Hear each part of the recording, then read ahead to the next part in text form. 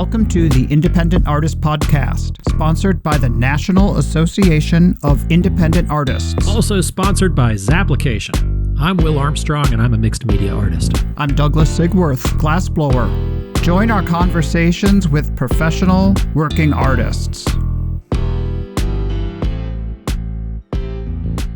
Douglas Sigworth, I could not be less happy to see your smiling face here this morning. How are you?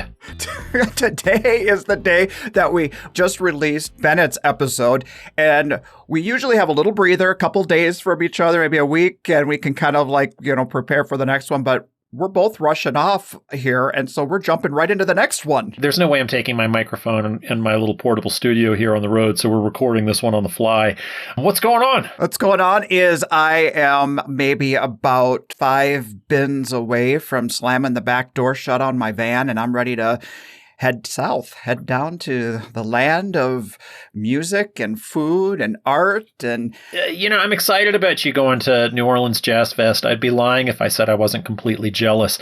My wife and I did not get into that one this year, neither one of us. I've actually never gotten a dip at the well at that one, so congratulations. Thank you. I'm super excited, and it's the thing where we got juried in 2020, so we got the notice in 2019, and then we all know what happened after that. So there was the constant rolling over of this event, and for it to be finally happening, I'm just so enthused. I'm really happy for you. Also, don't talk about it anymore. I'm really tired of it. I'm kidding. I hear you.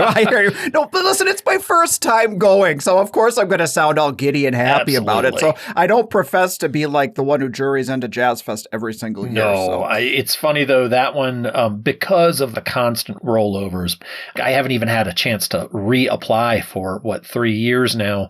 So it's a tough one. One thing you said last week that was kind of interesting that's been stuck in my mind this weekend because we just recorded it a couple of days ago. Yesterday. Yeah, is about that Jazz Fest thing. Another one, you're talking about the fact that, you're going to have to be ready to pack and ship things. But one thing that I think you're going to be really surprised about that event is that it's such a neighborhood thing. Like it's actually a neighborhood party. People they come out on their porches. You're going to see people walking with their chairs from blocks away just from their own front porches. It's just an amazing neighborhood event. It's like international talent, but just total neighborhood New Orleans thing that you're just going to get to be a part of. So have a blast. Eat all the food. If you're on any kind of diet, if you and Renee are watching any kind of calories, throw it out the window. Okay. Eat all the food, drink all the drinks, have an amazing time. I appreciate that because this topic, this conversation I had with Lynn today was really kind of getting me back in the game of being enthused about doing things again. I mean, I noticed last episode when we were recording and I'm like stressing about the details, about preparing for the show, and it was kind of sucking some of the joy out of it. And so it just feels really great, first of all, to have had her kind of get my head on straight again and to remember why we're in this business. It's to live life and to have experiences and, to take advantage of the fact that I'm going to like the coolest festival in the world with this awesome music and awesome food. And yeah, there's some art there too, but you know what I'm saying? Right. It's going to be a huge, awesome. Sorry, Will, I can see you're shrinking before my eyes here. Oh, that was, I muted you. You started in, just tell me when you're done, dude. Tell me when you're done. Well, I just want to let you know, to keep me humble, we were talking about being in this great show, this great opportunity. I got a rejection last week, which, man, it did a number on my head. Oh, yeah? Which, who gave you the... I don't want to talk about which show it was, but it's one of those shows that's a good show, and it's a show that I do regularly, and you kind of feel like even though it's competitive, and there are some shows that you stop kind of feeling like you have to hold your breath on, that maybe you kind of feel like it's a thing that you're going to be there. Didn't get in. Yeah. It's like, riding this wave in this business is hard. It is. I totally know what you mean. And it's I never like to admit when I don't get into a show, especially when you start talking to clients when they're like, oh, are you going to be at so-and-so? And you're like, oh, it didn't fit with my schedule this year is always my line. That's that didn't fit with my schedule. I didn't fit with their, as opposed to some of the artists online call it the PFU, the please fuck off is what you get instead of an acceptance or a whatever. It does keep you humbled, Douglas, but you never know. I mean, sometimes some of those shows, you don't get in and they do you a favor. You get into something else. There was a hell of a weather weekend this past weekend in both Oklahoma City, who had tornadoes, and then South Lake. Gosh, we also had South Lake that had the threat of rain all Sunday. And I don't know if they ever got it on Sunday evening at Pack Up. I did hear that they broke down the show early. Oh, did they really? That people were able to, some people were thinning out because they're looking at radar and looking at the inevitable, started thinning things out until the show gave the actual go-ahead. And then it was like, get out of town before everything turns into chaos here. So I think they were given enough notice and warning to kind of protect everything. That's nice. It's kind when the show keeps us in mind, not just until 5 o'clock when the show is over, but 5 to 7 when we have to be packing up our precious belongings. A lot of people can't, I can't throw that stuff in the truck wet, especially if you're going to be leaving or you can't unpack it for 2 weeks and all that. So. If it blows over on the ground and hits the ground, we've got broken glass. Yep. So then it's like it's a losing proposition as opposed to making sales. So we all know the challenges. One of the things that Lynn and I talked a little bit about, but I wanted to talk more about it with you, is the nature of our business of kind of this showing up, being in person, and being our own bosses, that we have this need to impose deadlines on ourselves in order to put our backs up against the wall, to have that tension, to have that push and that pull, that yin and that yang, in order for us to really keep propelling ourselves forward. I think that's why everybody struggled through COVID. We didn't have any kind of imposed deadlines. It's like, well, if you'd been able to have those kind of deadlines on yourself during COVID, we all would have had just reams of artwork all the way through. I remember one director saying, after somebody canceled a show, saying, well, what the hell have you guys been doing for the past year and a half? Drinking. I did bristle at that, but at the same, it's like, never mind your own business. Mind your own business. Quit sending me emails. Well, we all have to walk in each other's shoes. I mean, they might not understand the delicate balance. Talking about the delicate balance, I read an article that was posted online after Dogwood, that the executive director did an interview with their local paper talking about how their festival, and they presumed a number of other in-person events, I don't know if they were limiting it to art shows or if they were saying in general, are struggling because they can't get volunteers, they can't get funding, they lost money through COVID. Behind the scenes, it might be a little more touch and go than we all know with some of these events. Yeah, that's terrifying. I know we've all struggled this past few years, and we're still kind of struggling to put the pieces together, but it was a scary article to read, which is why I didn't read it. You said block it. Well, I saw the headline, and I was like, I'm not going to read that one. No chance. No chance. Yeah. Well, what do you think about that, kind of like that riding that wave of uncertainty?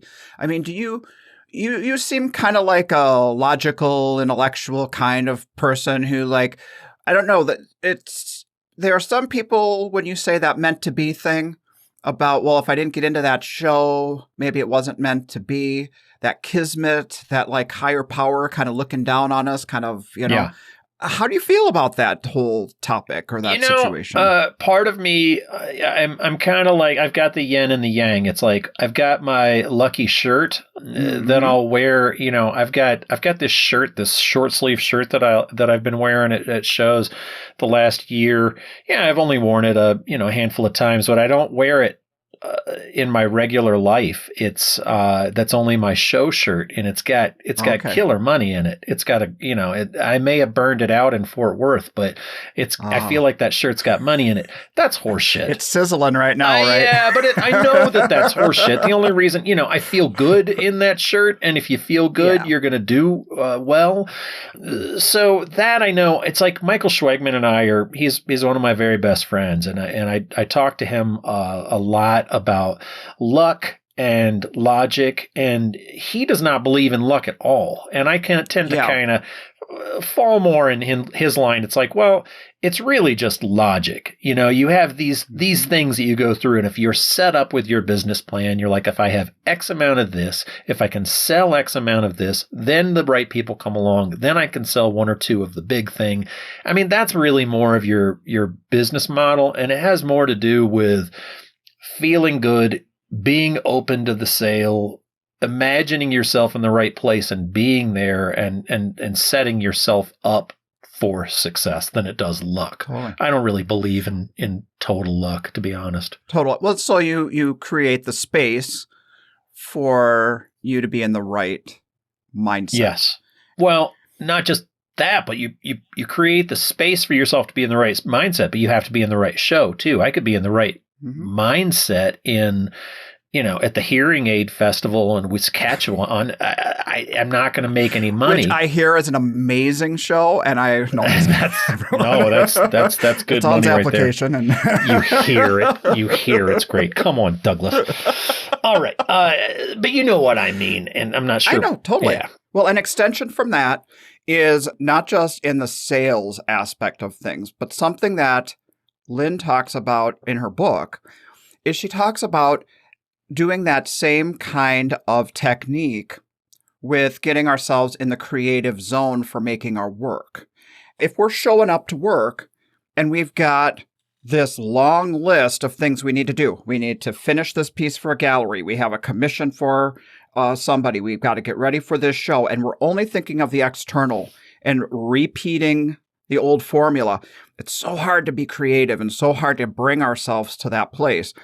But if we create a space where we prime the pump, she calls it, we play, we get enthused about our work again, that then you get those juices flowing and then you kind of shift back into that lane. And that's what's worked for her over the years, is to allow herself the freedom to be expressive and create. I know that's important. The problem that I run into with that, I know it's important and I know I need to take the time, but sometimes I feel like I don't have the time to take the time to make the time. It's just, it's like, oh my God, I just have to get to work. And then I realize like, well, I'm a lot more productive if I exercise during the day. I can't be productive. I'm sitting there, I'm at the easel. My line quality is not great. I'm working on this piece and I'm taking breaks and I'm stepping back. I'm like, if you wouldn't just panic and try to work through it, if you just take an hour-long hike and get outside, then you'd come back in and the quality of your work would be much better. So I can't wait. It just locks in. Yeah, it does. Yeah. And I can't wait to hear the talk. Well, for me, what gets in the way for me has been over the years the fear of wasting expensive raw materials. So with glass, you kind of feel like everything we make needs to have an outcome. It needs to be like we're making a vase for somebody or a vessel. We're making something that has to turn out exactly how it's envisioned. Why I got into glass blowing is I like the conversation with the material, where it's like the material does this and then I do that. And it's like this kind of like how we yin and yang back and forth when we're talking here. We kind of ebb and we flow. And when I'm working in that it has to look this way or it has to turn out that way, it can really put the brakes on. Creatively. Can you be more of, you are an artist, but you're also a bit of a tradesman, you and Renee. When she is into, like say Renee's into a headspace, can she just be a worker? Can she just be a tradesman if she's not in a creative space? Or can you back each other up on that? I haven't talked about this on the podcast. We really operate as one person. Even though we're a partnership in our work, because the way we work is we design the work together, but then in the execution of it, there's one person who has to be what's called the gaffer when you're a glassblower. The gaffer is the person who's making those instinctual kind of decisions as the piece is evolving and changing. We can't step back from our easel. We don't have an easel and say, should we add a little more blue to that? Should we do a little of that? It's like playing soccer. It's like somebody just kicked you a ball and you've got to quickly instinctually react to it. So I take the lead. I'm the gaffer at the beginning of the piece. We do the layering based on how we've planned it out, but there's variances on how every single piece is going to turn out with how I layer all the clear and the colored glass onto our blowpipe. Then I hand the piece over to her and she does the final shaping and the form. which basically divides the workload in half. But throughout the process, one of us is the leader and one of us is the follower. Right. So if the leader isn't there to show up and they can't do their part of it, then it's a wasted day. Okay. So we find other things I guess to do. that's my question. Like if you start in, like you can't just be, can you just lean into the utilitarian factor? It's like, I know how X, Y, and Z goes. It's like a bricklayer almost, where the creative part has happened in the past and you can just lean into the past works. We both have made work from start to finish as students and been like the gaffer all the way through, and we could do it again. But our uniqueness of how we do our work is our work reflects the partnership. So the work reflects how I described our situation. And if I finished a piece, for example, if Renee's got a pinched nerve in her shoulder or something, and I finished the pieces, it would look like a different body of work. Yeah. It would look like a different artist. Right on. So this work that we do is reflective of the steps that we do. So yeah, that's just how we have to do things. Sounds good.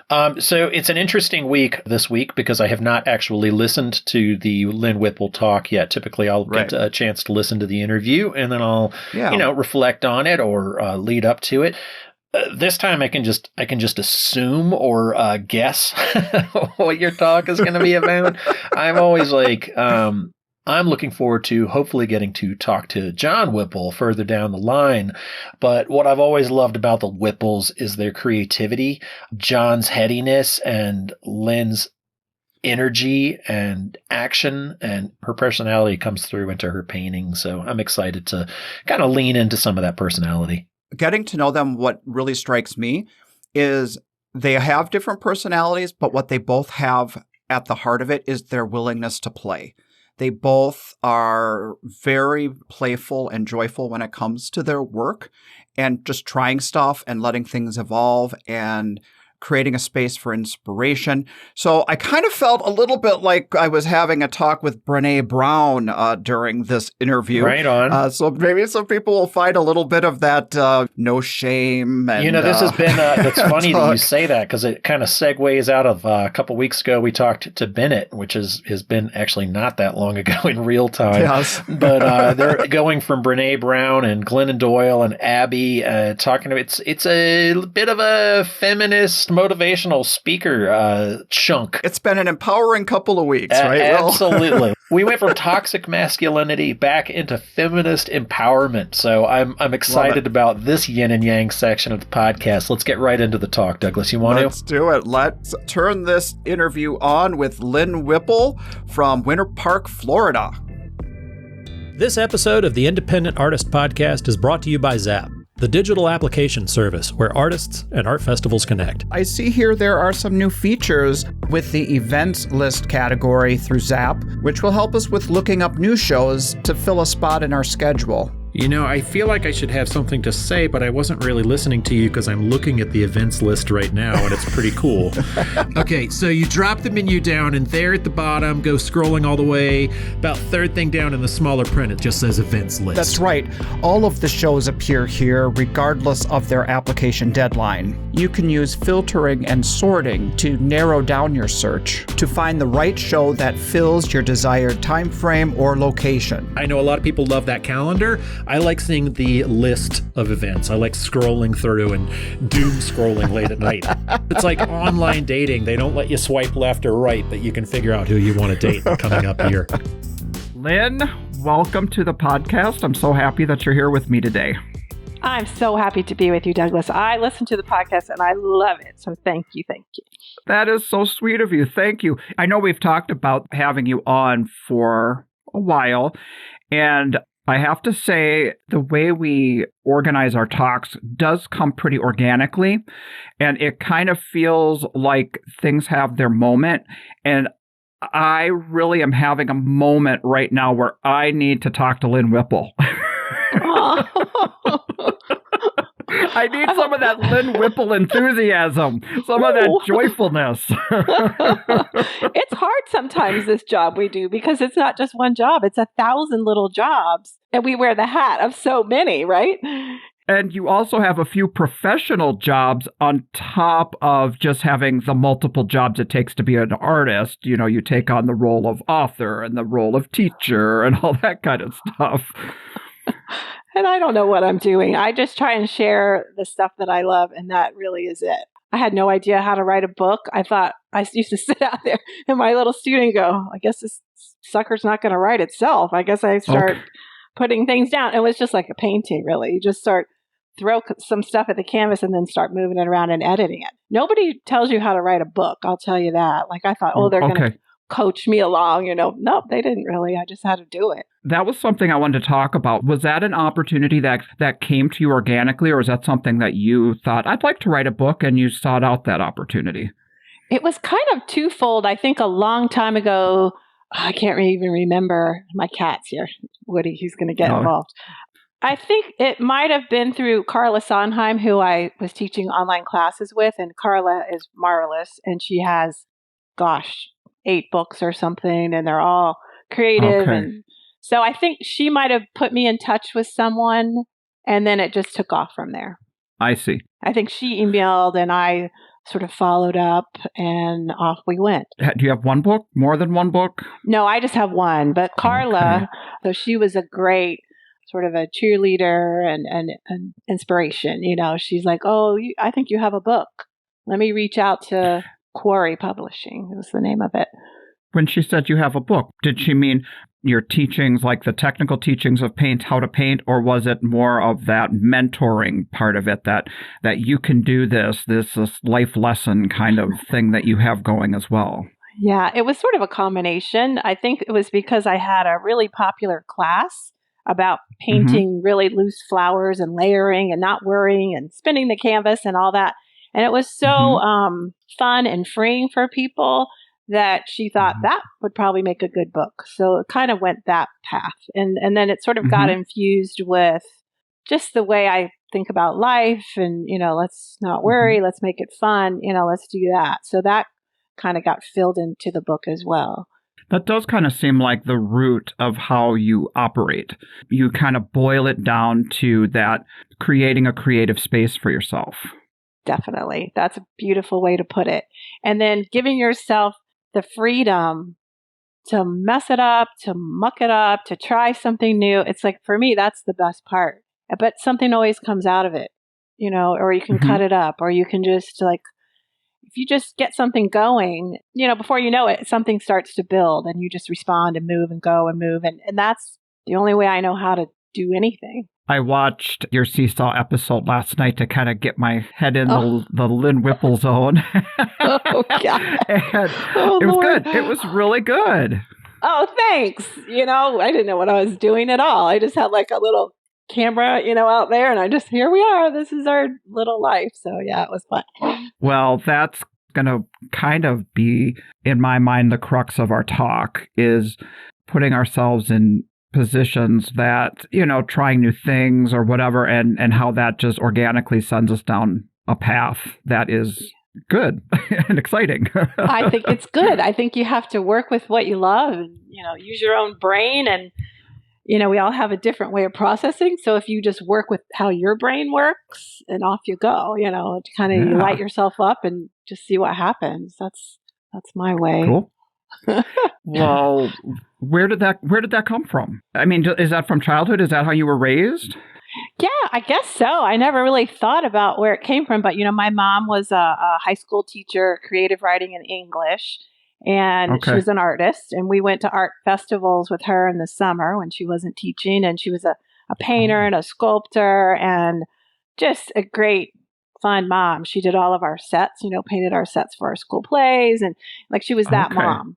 So it was all around us. My grandmother, we had a piano. My grandmother played piano. My sister just could draw great, funny animals and stuff. That's just what we did.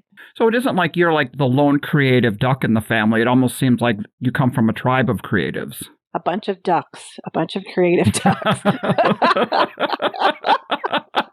Yes, that's us.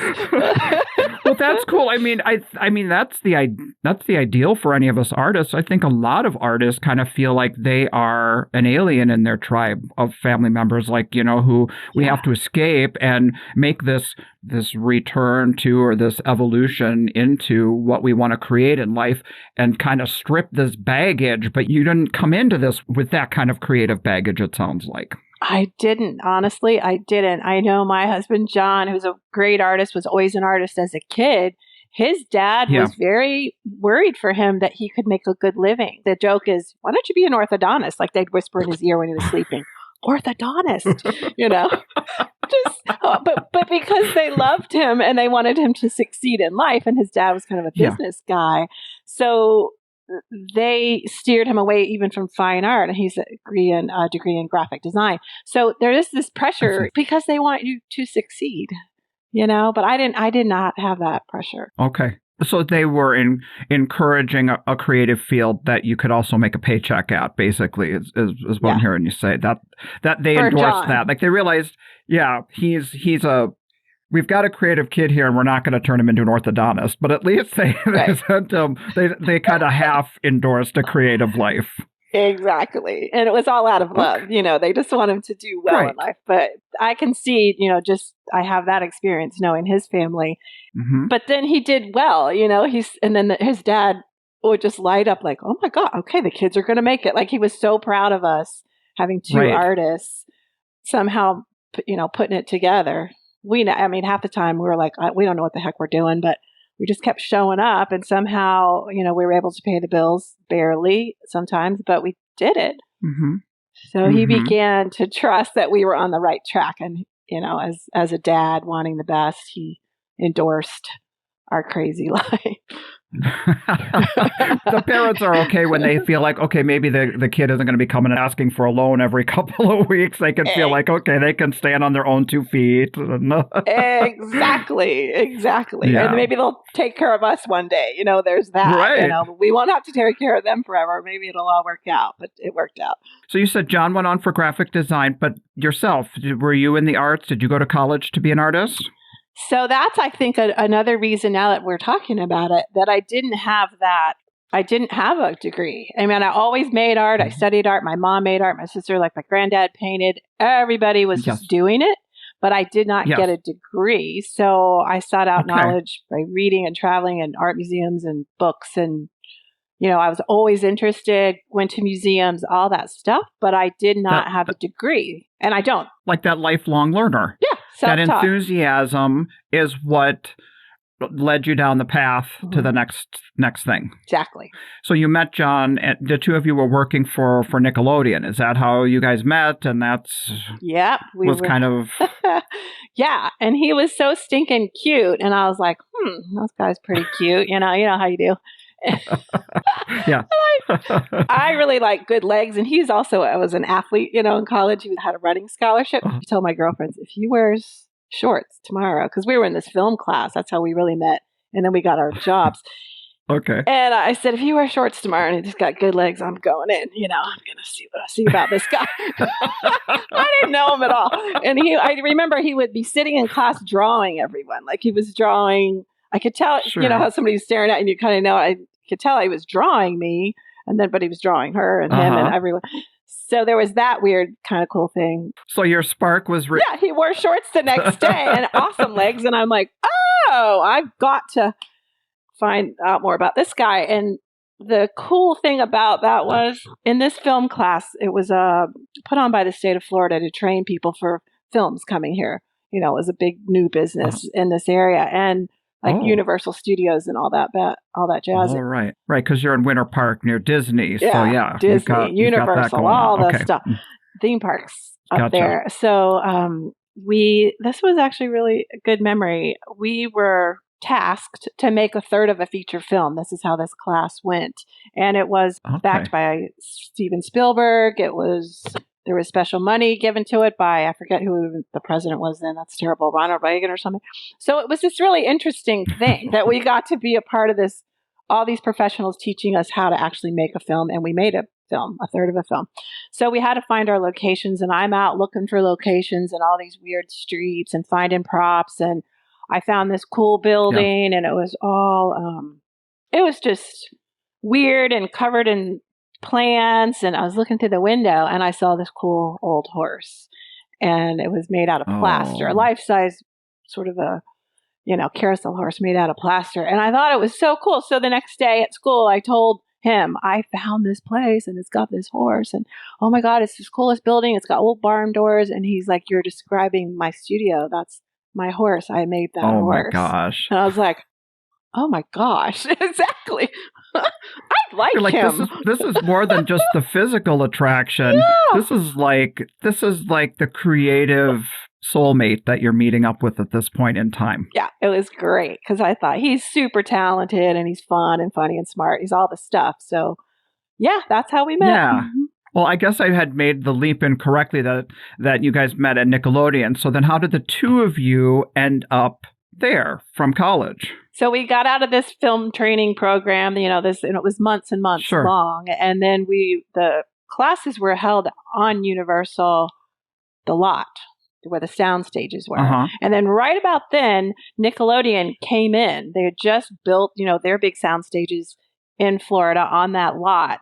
And it was just a fluke thing. Like one guy that was in our class, this big tall guy, and he's like, if you go right now to that soundstage over there and tell them you're willing to do anything, they're going to hire you. And we literally just walked over there and said, hi. Hightailed it. And they said, do you know how to paint? Like they were stressed out. Do you know how to paint? Can you spray paint a fish? And I say, yes. And they go, okay, here's a bunch of foam this big, and we need you to spray paint 4 fish and blah, blah, blah, blah, blah. And I was like, okay. So there it was. And we worked there for... And that started that. That was it. It was just like a total fluke. And then I'm like telling other people, oh, you guys, come on over. They need people. Like, just come right now, and let's... Yeah. And we all started working there. It's a real organic way of doing things. It's like, you're in college, you're doing the film class, you got the art thing, and then it's like we just kind of like whatever thing gets shaken in front of our face, we go, I'm going in that direction, and then that takes you down a path, and then you're going in that direction. So working there, that laid the groundwork for working in a professional kind of creative type job. Did it give you the awareness of kind of the vision of where you wanted to go personally yourselves, like where your life wanted to go from there? I think it did. I think it was so creative. It was so much fun. Like we were just this band of kind of idiots we called the art department, and we were sort of off to the side, of course, and then we had to create all the sets and the props and the, paint everything, and just we had to make the whole, backdrop for everything that they were filming, and it was just like kids' TV. So it was fun. And but we just had so much fun. But we started salvaging like parts of the sets. They're built with flats, these little chunks of wood, and we'd take them out of the garbage and we'd like paint on them. And then we learned how to do all the scenic painting. So we would just kind of use that in our paintings. And we were sort of this tribe of artists that were all making our own stuff, but we were working at Nickelodeon. So it just kind of built. And we're still friends. We have a lot of friends that are still from that time, like great people. I have a background in theater. I was a theater major in college and had to do we had to take all different disciplines behind theater, even though I knew I wanted to be a performing major. I still spent a lot of time in the scene shop and having to do all that stuff. So I'm following you, that whole story. I totally get it. We'd do a play, and after the play, we'd all rip the muslin off the flats, and it would be like tacked to my apartment room walls. You know what I mean? It's great stuff, right? Just cool. Yeah. Right. I love that you did that. It makes perfect sense because you have that great personality, and you're so easy with just communicating, and that comes through. It's certainly definitely like you do what you like, and then the path kind of just unfolds itself. That's it. So for you, what led you out of Nickelodeon and kind of being your own person, kind of determining your own paths as an artist? That was kind of an interesting path too, because at this same time, John's family had started a big warehouse with, what did we have back then? At one point we had 40 2 artists or something in a gallery in the front. But anyway, so we had a big studio that we went to after work, and we would be painting all night, and we shared this big space. And so we were always doing our art all the way along. And we would do the occasional art show, and then we were starting to get collectors. It was like all this like, oh my God, this could work. This could work. And we just, So it's like the balance started where things were kind of here. And then you guys, with this network of people in the art department, you were building a tribe over here. And this studio started to show you that there was life outside of Nickelodeon. Yes, because we could do our own ideas. That was the thing about Nickelodeon. We were doing somebody else's script and ideas, and it was so fun. But we just thought, gosh, let's do what we want. Let's paint what we want. So we finally took these risks and said no, because we'd get another show. Yeah. Most people would kill to get that show. We were doing well, right. Working hard. The stability of the paycheck is very intriguing and enticing and gives a lot of security. Yeah, but it was fun, and it was all this stuff. Uh-huh. You were always learning. There was always a lot to do.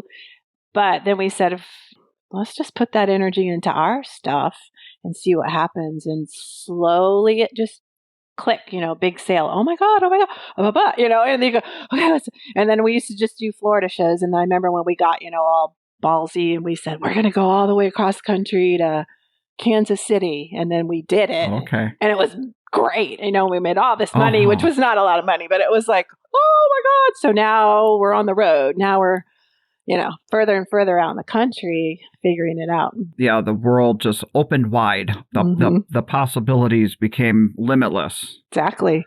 It's that starry-eyed every time you were in the van on your way to a show. It's so fun. You've got new work, and you're just seeing your friends. I mean, it's a great adventure. We love this life. It's a fun life. It's an adventurous life.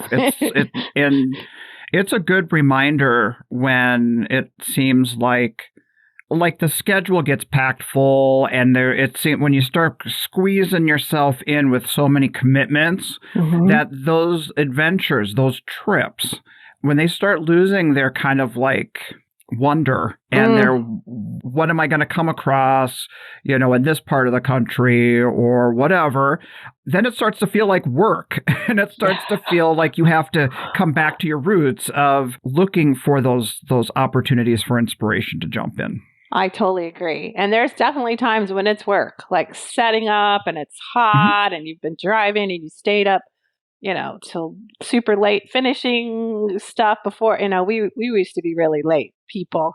We've gotten a little smarter over the years. We just say, okay, let's, not wear ourselves to the bone and then get on the road for 3 days and then, but anyway, right. It's, the wonder is there. No, you just have to say, okay, instead of just barreling down the road, I see a sign for the Kentucky Bluegrass Hall of Fame. I think maybe we should stop and okay, jazz yourself back up. Make yourself available to those surprises. Yeah, because that's the fun, right? Right. Well, we were in Sun Valley last August. And first time we'd ever been there. And during the whole entire show, we keep looking up and we're seeing these people paragliding off the side of the big mountain hills or whatever, right? And Renee keeps turning to me and she's saying, we've got to do that on Monday. I look at her, I'm like, are you kidding me? I cannot believe that you would feel brave enough or would want to, do that. And I said, you realize we have to hold on to this thing and we have to run as if we're going to run right off the edge of the hill, and that's going to take us off. She was all for it. So she actually had me talked into it. I was reluctantly willing to give it a shot, but they were closed on the Monday and we weren't there still, so we couldn't do it. So maybe we are in Sun Valley this year, so I think she's going to want us to factor in either a day before or a couple days after to stick around and give that one a shot. See, I love that you were willing to do it. See, that's the whole thing, God, I've been wanting to do that forever. The paragliding, we did a whole show season where we did every zip line that we came to. We had a plan, and dear John, John hates heights. He does not like heights. Oh. No. So Yeah.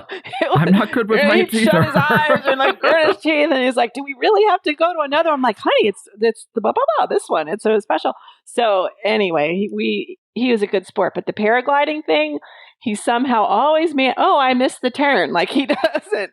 He found a way to. He found a way to even keep me off of it, because I think even if I go to the edge of a building, you know, up high, I'll go right to the edge, and Sure. he'll like, "Oh God, can you come back and come closer?" You know, he's really not a heights guy.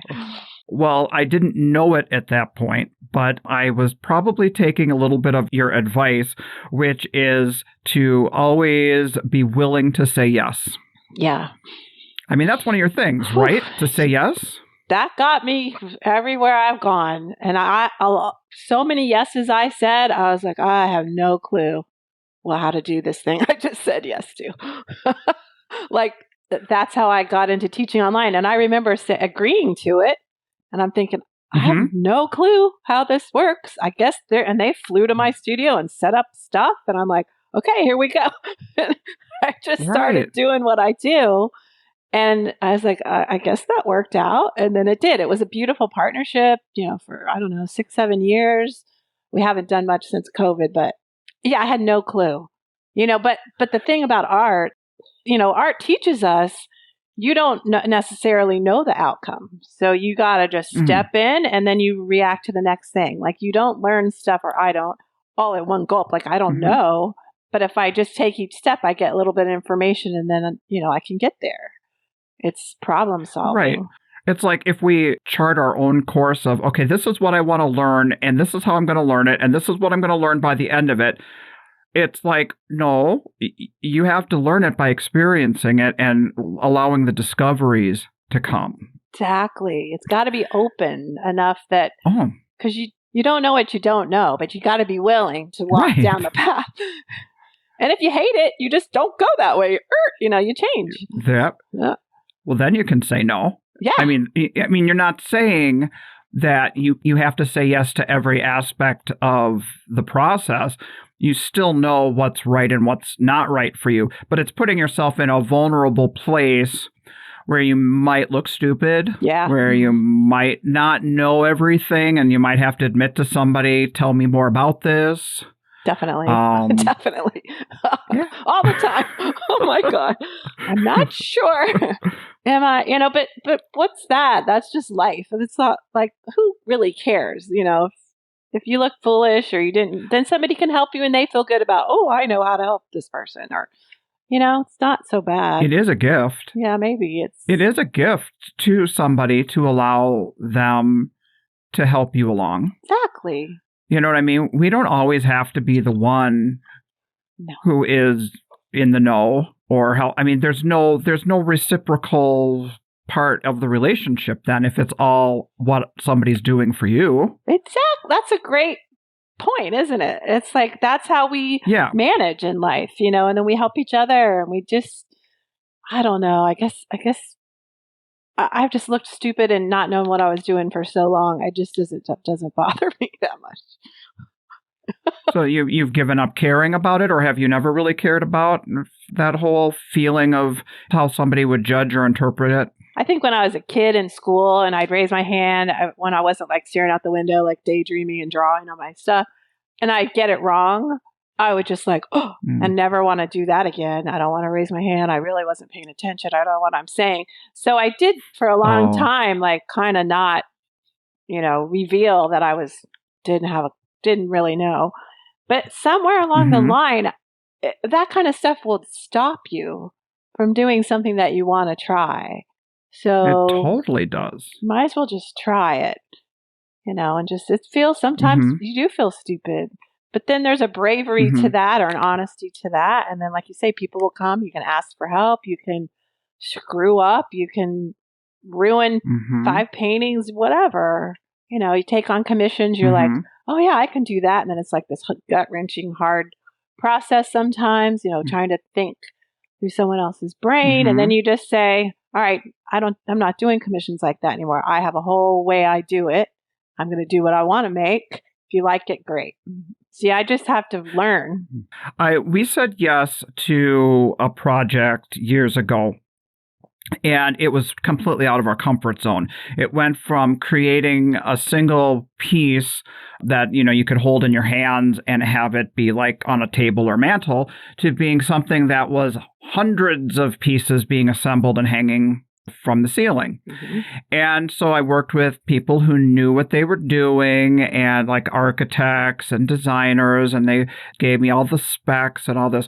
But when it came to the assembling of the piece, I still felt like we needed to participate in the positioning the glass on the structure the way we wanted it to. So we thought we had worked out all the bugs. We'd gotten like 75% of the money for this massive project. We show up, they have the scaffolds in the air, but the structures were touching the scaffolds. And there was no other positioning that the scaffolds could be placed. Oh. So we're in a position where we can't hang the glass because you can't have metal scaffolds leaning up against blown glass as we're doing it. So I had that moment in time where I thought to myself, we have said yes to something that we are not going to be able to do. And it was the scariest feeling I have ever had. Ever. Yes, I hate that feeling. But it worked out. It worked out. Ta-da! People who were in the know, who knew what to do, jumped in, came up with an alternative. It wasn't easy. And I tell you, we felt so proud of ourselves to have solved that puzzle. And it made us hungry to solve other puzzles just like that. That is you know what I mean? Greatest story. Exactly. Because now your brain says, oh, it didn't stop. The solve came. And now you know the solve, almost always the solve comes. That's just like this faith or something. It's like, okay, it's going to work out. Maybe not the way I pictured it. Maybe, you know, I need 12 people to help, but that's the faith of being an artist, I think, is that it always somehow works out. Like, how did we make a living all those years? I don't even know. But somehow some crazy person would buy, some big piece and here's a check in the mail from the guy. It's like, oh my God, how do we keep getting away with this stuff, And then you start to trust. Yeah. It keeps working. Yeah. Showing it's up. that moment of never saying quit. Showing up and then never saying quit. Exactly. So, and those decisions and those experiences inform future decisions because now you have the knowledge. And you can trust that somehow it will get worked out. See, that's the thing. Like, you can always pull back and say, oh man, I don't know, and then some great thing will come. I mean, it happens over and over and over, doesn't it? In life? It does. Yeah. Yeah. So that's it. How did that concept even start to come into focus for you? I mean, was this something that you have had your whole life, or is it something that, was there a particular defining point where that was a realization that was big for you? I think it was in our early days of being artists. I drove this ugliest black truck you ever saw. It had hail damage and rust, and I could see the ground under my feet. I mean, it was horrible. And we literally did eat like beans and ramen and all this stuff, but we were so excited about what we were doing. It just all seemed fine, But we would have these moments like, I don't know how we just paid for a bunch of shows, and I don't know how we're gonna pay the electric. We were scared, and then something would happen, like a check in the mail, or some wonderful person would come along and say, do you still have that painting? And it would work out. Yeah. So then we started paying attention. I was like, honey, let's look. Okay, right now, I don't know how this is going to work, but let's remind ourselves when the weird thing just happens and it works, let's pay attention to it, and let's like write it down. Let's like make a list, like, because I have no clue how we're going to pull this off.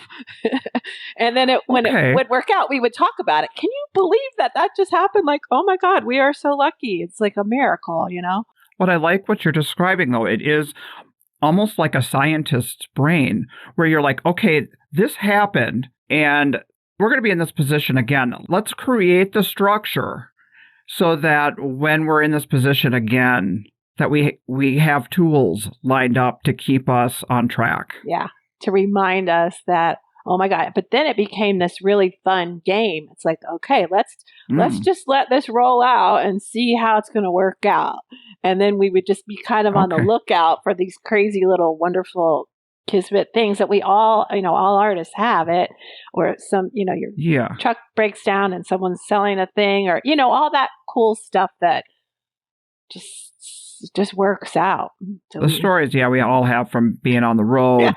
Well, back to kind of like this nurturing of kind of like the goal is creating a creative space to create the work, which the work ends up being the revenue source for us. So it's this complicated mess of things.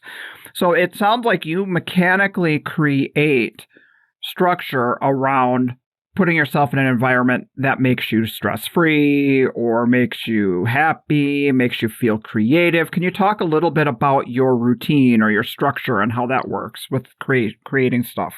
There's so many funny things I've learned over the years. One of the things was deadlines. For us, deadlines were always happening because there's a show deadline and there's all the stuff, or gallery. But the deadline forced us to push through and find the solutions, and finish the body of work and get it. So we always have had deadlines, I think.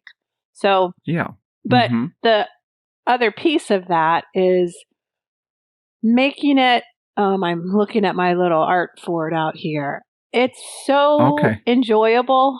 Like I have every art supply that I'm interested in, I get. Like right now I'm painting with these big fat oil sticks and they're just creamy and buttery. And if I get excited about it, I just get them and play with them. And, I don't know. I think the setting yourself up to play, giving yourself the time and the space to just like, okay, I'm going in there. I have no clue what I'm going to do. Even though I need to finish 3 paintings and I got a commission, but I'm not thinking of it that way. I'm thinking I'm just going to see what happens, and then off I go.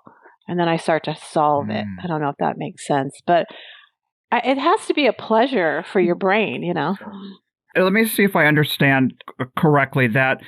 So you obviously have work that you have committed to a collector or a gallery or a show. And those are things that all of us can find that when we have to actually step up and start working on it, even if it's something we do regularly and routinely, it's when there's that outcome that we've committed to, it kind of gets in the way of us being able to do it freely and joyfully. But it sounds like you start with like a freeing kind of entry point. Like you will create work that is not within a desired outcome, and then when that starts rolling, you can kind of shift gears into the other thing. Is that what you were saying? That's kind of it. It's like that's how I know to prime the pump. That's how I know to get myself in there and moving my hands, and then all the stuff starts to work. I just set myself up to play, knowing that once I get sort of engaged and excited and off I go, then it all works. But, that little inertia, to get back in there after you've been off to a show and have fun and blah, blah. You come back, you're like, oh, now I got to get back in there. Or if you set yourself up or you work on, in my case, I can work on 3 paintings at a time, and I just get started and I layer and I just know how to make my brain find it fun. So I try and do it that way. And then once you're engaged, once you really are into it, hours and hours go by and off you go. Like something works out. Because for people who get kind of stuck where they just can't get the motivation, it kind of seems like if you physically just start moving the paint around or, messing with some molten glass and not care what it turns into, that can kind of get you out of your own way. That's for me, that's everything. For John, too. Like, if it's playful and, oh, my God, this cool thing. He's making sculpture right now for a jazz fest, and he's, like, having the best time. Like, he's just having a ball. Like, oh, my God, this weird thing, this head I made for that fit on this better. And can you believe this nail was, like, the perfect old weird nail? It just fit. These little kismet things. That's all it is. It's like one big set of kismet play if you set yourself up for it. Yeah. I come from, I wouldn't say my immediate family, but an extended family of kind of cynics.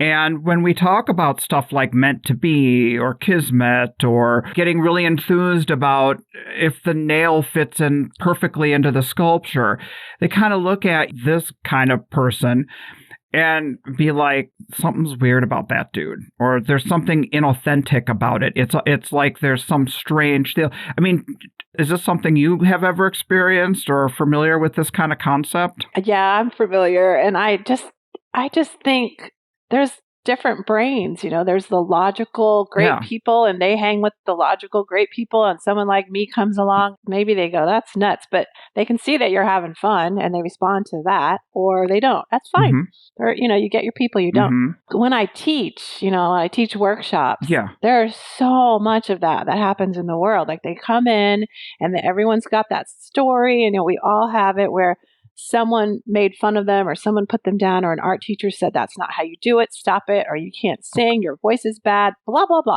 We all get this outside critic, and then we turn it as an inside critic. I'm not good at this, I'm not an artist, I can't draw. How many of us have that story? Right. And it turns into these self-limiting beliefs, exactly. Like that it'll shape people's lives for years before they can come to terms with that. And they don't allow themselves to create. So I just try and make a space when I teach. So it's like, creating is what we're set up for. Like, this is why we're here. Like, it's supposed to be, you're making a beautiful meal, or you're raising a child, or you're building. All that stuff is creativity in my brain. So let's just play. Don't cut yourself off from that. That's like who you are. Like, you can paint that sky orange or blue, or I don't care, green, doesn't matter. Let's just do it. And then they get this, oh, I can just do it. And then you're like, yeah, this is supposed to be playful, Then you can tighten it up at the end and all that crap if you want, but let's just keep it wide open. Just be like a kid. So living creatively and living freely as a creative type person making work like this, does that inherently make us an artist, or does being an artist involve that next step of the commentary or having it have to mean something or have a message? Can we be artists who create things with extreme craftsmanship and joy or whatever? You know what I mean by that? Yeah, I think so. And I think everyone's different. Somebody's going to get great satisfaction out of the most fantastically, the realistic painting that is just exquisite, mouth-wateringly perfect, It depends on who you are, of course, but I think there's a great joy and freedom just by creating. I think we should allow ourselves that. And then the rest is the rest. If it sells, if you make a career of it, doesn't matter, but you should let yourself write, let yourself play, let yourself paint the fence. I just painted our fence orange and red, big stripes.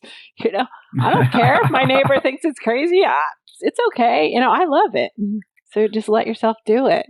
It speaks more to an internal kind of quality of life, internally driven, than having to define something from an external place of what maybe an intellectual brain would put towards something. Exactly. You know what I mean? Like they might say, have to describe it or define it. Define it, right. And that so much with art I've found is you can have a big idea, and people, they bring to the work what they bring to the work.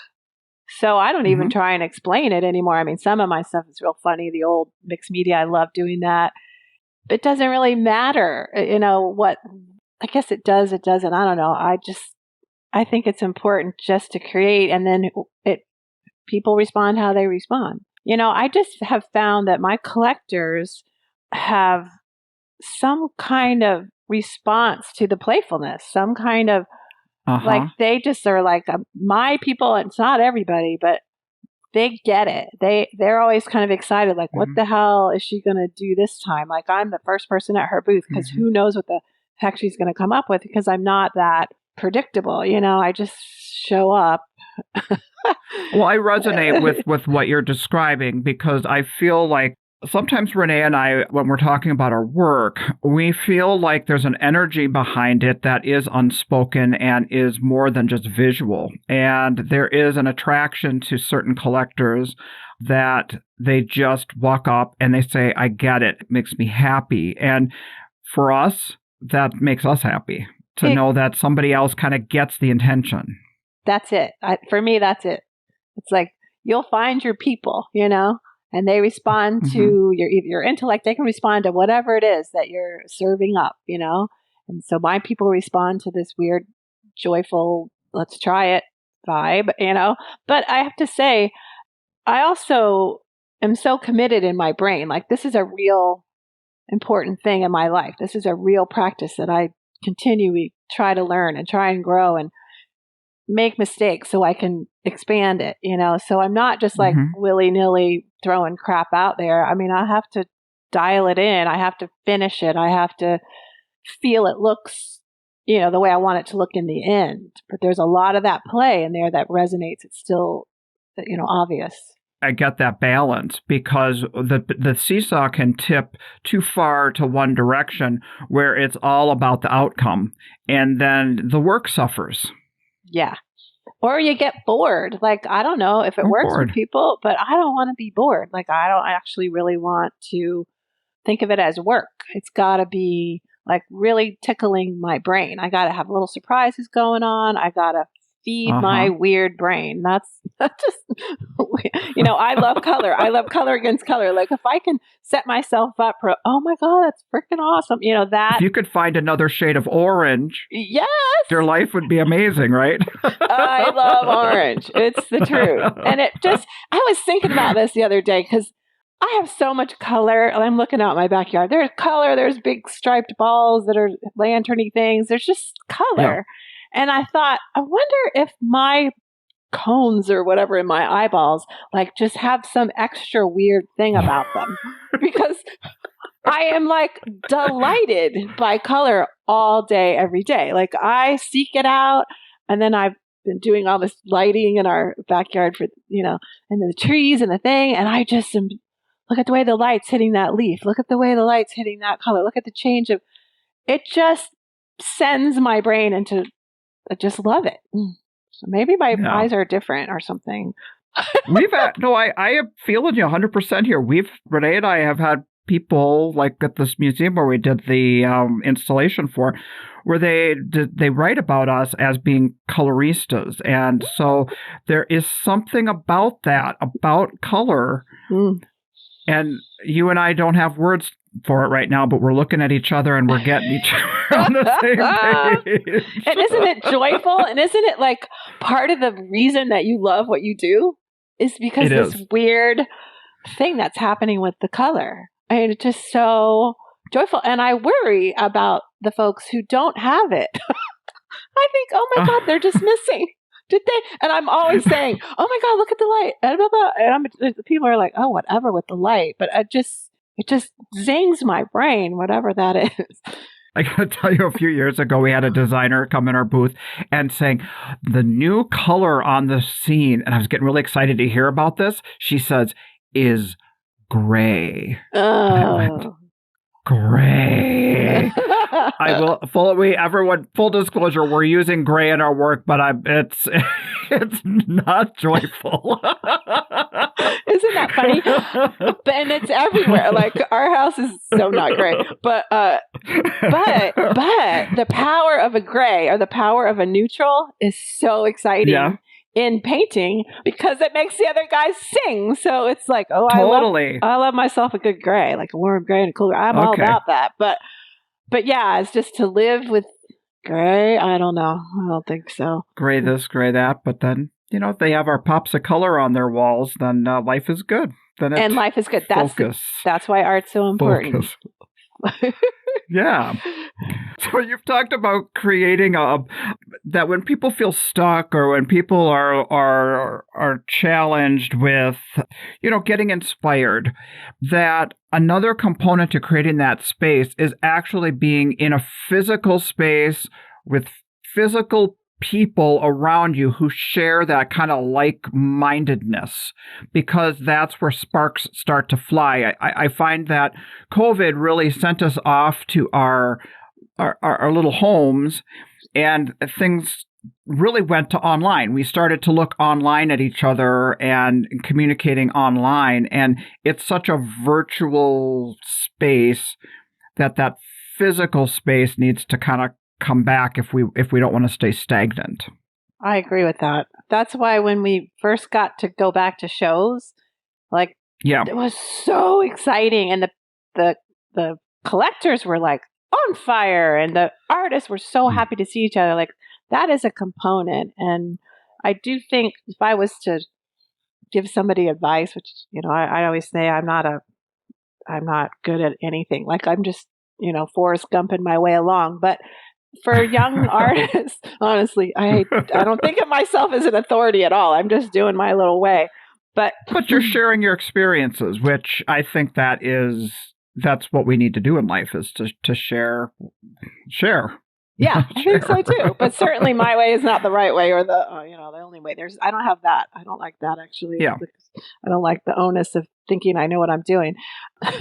But I do think because our family, John's family, and we have had this shared warehouse space with 23 artists right now, and we've had it for going on 30 years. It's hard. His mom, of course, is an artist. And so I think when I meet these great young artists and I say, well, if you're moving, they're moving to a new place, I'm like, search out something like that, because you might really gain so much from being in a shared work environment, artist environment, because you support each other's shows and work, and you learn. Like, when I get stuck, when I work downtown, I have a building in the back of our house, but then we have the downtown studio.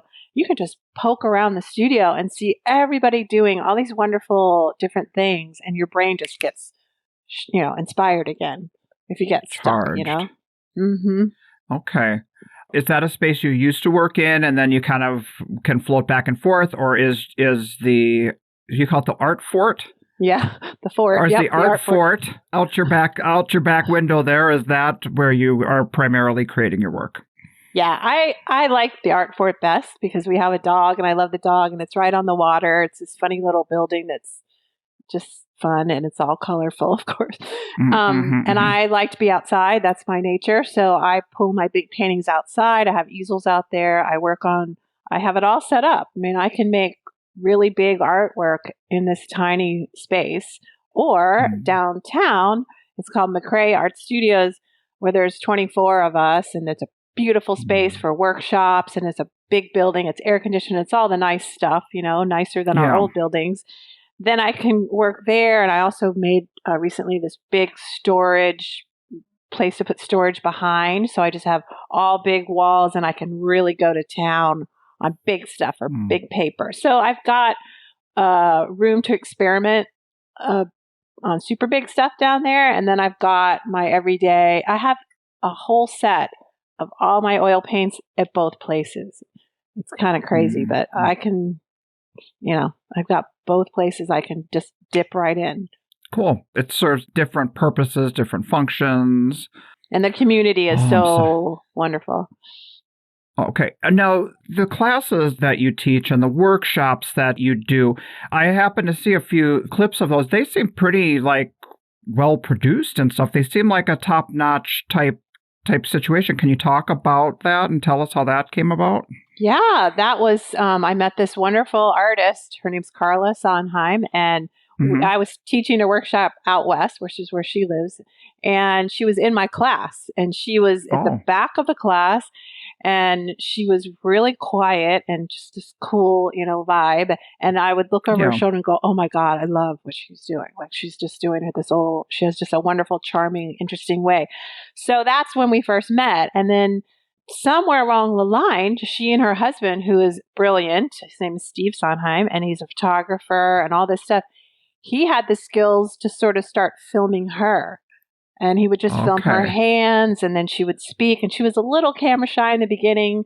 And so they just built this online business way before anyone else was doing it. I mean, she was, and so they slowly built an online sort of a university, and they would handpick artists that they felt sort of reflected their whatever. And so they're very integrity filled. They're very smart. They're just brilliant. And so, like I said, the first time, would you be interested in filming? And I was like, I don't know how to do it, but sure, let's try it. And they flew in and set up the cameras. Yeah, I said yes, and they showed up.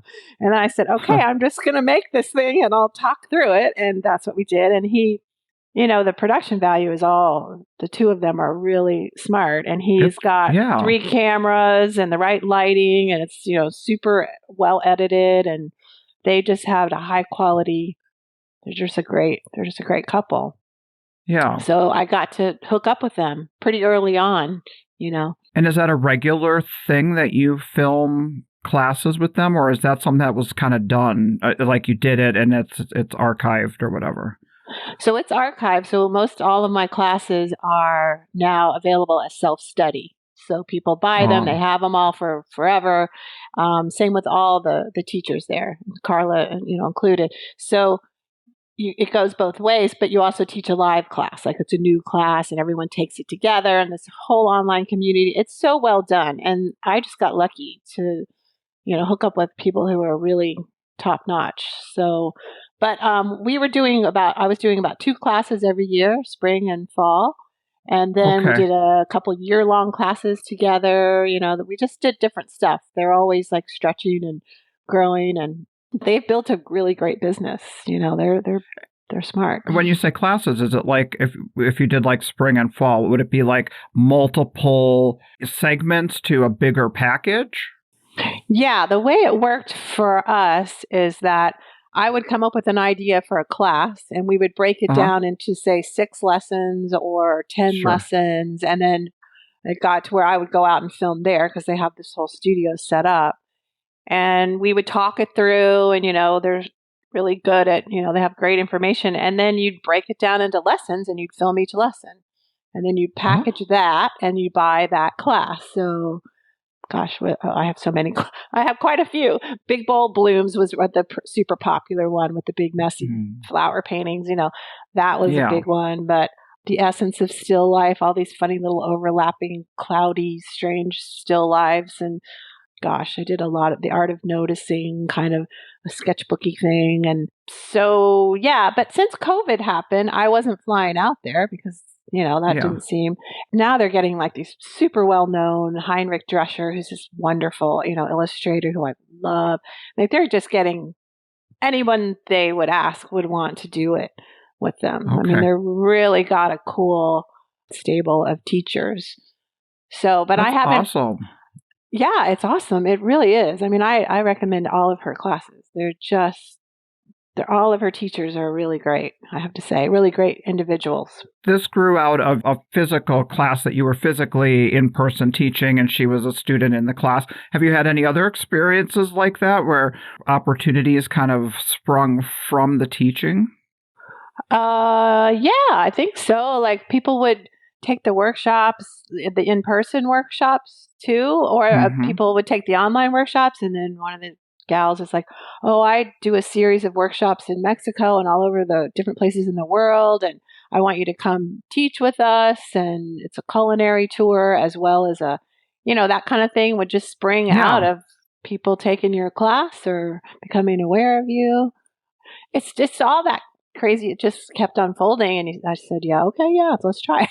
Let's just see. Let's see what happened. Yeah.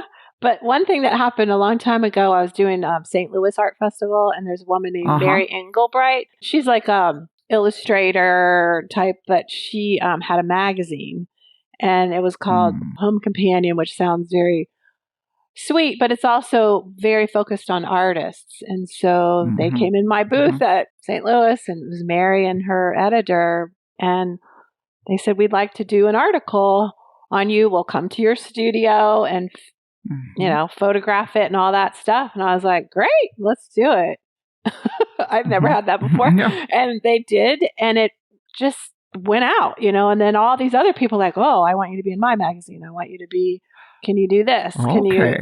It just happened because I said yes to Mary, and it was a great experience. So you never know, right? Well, what are you working on now? Any big projects along the way, or tell me about that.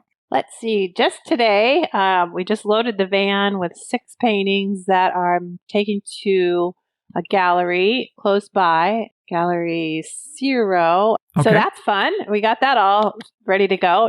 Big ones like 46 by 48 by 60. And so that'll be delivered today. And then what else are we doing? Okay, John's getting ready for Jazz Fest. And since I'm not in it, I get to like roam around and eat and drink and watch all the music and have fun. Well, we'll be there too for the first time ever. Yay! Oh my, you are going to love it. I am so excited, but the reputation does precede itself. I mean, there's a little bit of like the newness makes me like kind of feel like I'm getting choked off a little bit, but I'm trying just to take a deep breath and just put myself there and just let everything unfold and enjoy everything along the way. Oh, I really think you're going to love it. It's a different breed. Like everyone that's there, almost it seems, has been there year after year. Once they go, it's so exciting, and they are free to spend. We're like the art is the main event, is the music, and then the food, and then the art. But while they're scrolling around, walking around between the all the music and the goodness, there's art. I would tell you one thing that we learned. I don't know if you probably already know this or how your stuff goes, but because they're in such vacation mode, and we always try and build the shipping into the price so we can offer free shipping, because it's one less. They're not going to take the piece and carry it around the whole festival. For sure. Yeah, and that way you just go free shipping. That's the thing I was stressing about, was how to handle, because I want to capture that enthusiasm for the work. And I don't want them to think about it and think they're going to come back to us like when they get back from their trip and it's 2 weeks later. I want to capture them, get the whole shipping thing down smooth, and then they can be on their way and I can pack everything back in the van and send it to them. So that's the thing, the puzzle we're trying to solve right now. Good. That helps a ton. And you can even put a little sign, free shipping, so they just know they can enjoy it. Oh, we'll take that. And then they don't have to worry about it. It shows up at their house when they get back. Yeah. Well, cool. I'm looking forward to seeing you guys there. To wrap up here, you and John have a very well-respected presence out here on the road. I mean, a lot of people know the Whipples. And that's so nice. I had an opportunity to talk with some of your dear friends who are involved in Seesaw. And, we are just getting to know each other. And my question to them was, is there anything I should know about Lynn going into this conversation that might make for a good topic?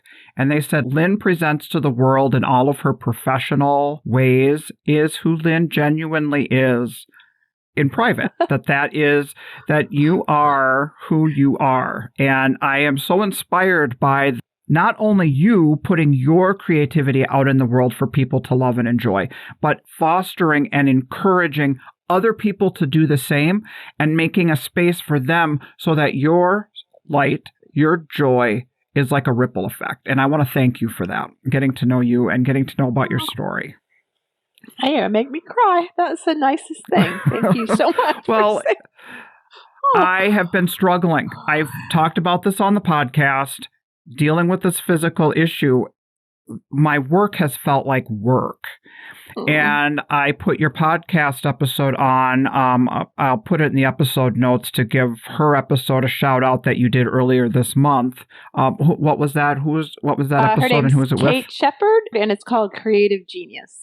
I was doing the most mundane thing in the basement, organizing and getting stuff ready with packing materials, and I found my mood shifting, and I felt so much lighter.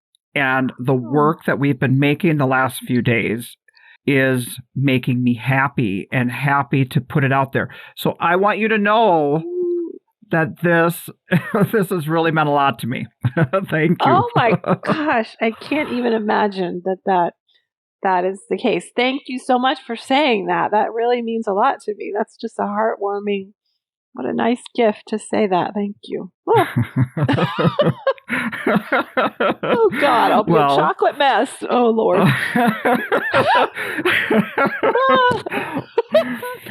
Well, I thank you so much for being on the show today, and we are going to have a good time in New Orleans here next week, and so thanks for sitting down with me, Lynn. We are. This has been an absolute joy. Thank you. You're just brilliant at what you do, and you're so smart and funny and kind, and I relate so much to all of our struggles together that you guys are sharing.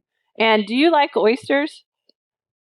I don't know, and I'm going to have to say yes, because I've never tried them. Okay, this is going to have to go on your thing. You're going to have to try them. On my yes list. On your list, they're so good. Like, that is like, we're going to leave in the morning and just drive straight through so we can eat oysters at Felix's that night. Like, we love oysters, and they have the best oysters in New Orleans. So that's your recommendation, is to try those while we're there?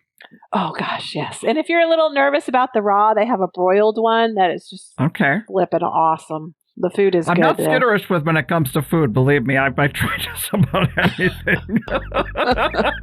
You're going to be happy in New Orleans because their food is, you can't get bad food there. It's all good. It's all good. Awesome. It's delicious. All right. Thanks so much, Lynn. This has been a blast. I really appreciate you. Been a pleasure. I appreciate you too. Thanks, Douglas. Okay, bye-bye. Bye-bye. Well, Douglas, here I am at the end of your conversation with Lynn Whipple, expected to comment on something that I haven't heard yet. Great talk with Lynn. Man, how inspiring was that? Yes. She's had these opportunities come to her from, first of all, being an artist. Then someone approached her and said, hey, you should teach a class. And the class happens. And then this TV production of teaching a class comes up. So anyway, the whole thing I'm trying to get to is she does not want to claim to be an expert on anything. That doesn't make her comfortable. She just is sharing her experiences for her personally. And if it resonates with somebody else, that's awesome. Right. But she does not want to be like, this is the way for everybody out there. I mean, she's an expert on Lynn, you know, and that's inspiring. So lean into that. Totally. So the fact that people respond to her, she's an expert on herself. So just be that. Right. She's an amazing artist and an amazing human. So, and knowing yourself and knowing what works for you. Some people have trouble defining all that stuff. It takes sometimes, you know, when you come from a tribe of people who are different, when you're the alien in the tribe, it takes a while to shake off all that baggage before you kind of know who you are individually. Lynn kind of came out of the gate fully formed in that respect. She had this nurturing tribe of people that were all artists, and that just kind of that's what produced Lynn. Yeah. So I reject that, Lynn. I reject you saying that you're not an expert. All you have to do is be an expert on yourself, and we're just going to take a little piece of that this week. You know, I really was genuine when I wanted to thank her for what she did for me this week. But also, you know, the ripple effect that her brightness has on the artist community. Getting ready for this interview, I wanted to rewatch her video that was shown on Seesaw last year. That was a project on YouTube that Keena Crow, Chris Dahlquist, and Beth Bajorski put on that was really entertaining. Those videos are still up. They interviewed some of our favorite folks, and there's some really entertaining talks that are on there. Well, they really showcased artists while we were all in lockdown, for each other and also for collectors, so that they could, you know, kind of see behind the scenes and see in people's studios, which are still live. You can look up Seesaw on YouTube and watch their whole series. But anyway, I watched the segment with Lynn Whipple, and at the end of it, Keena shared a very touching moment. She shared that when she wanted to get into the art show world and transition out of working in TV, she was working at Nickelodeon, and somebody said, you know what, you should reach out to a friend of mine, Lynn Whipple, and you should ask her for advice. Keena reached out to her, shared some of her work, and Lynn Whipple, they didn't know each other at the time. This was back in 2000 or whatever. Lynn responded with this encouragement, and this encouragement is what propelled Keena forward into her career. And look at Keena's impact on the world with her work.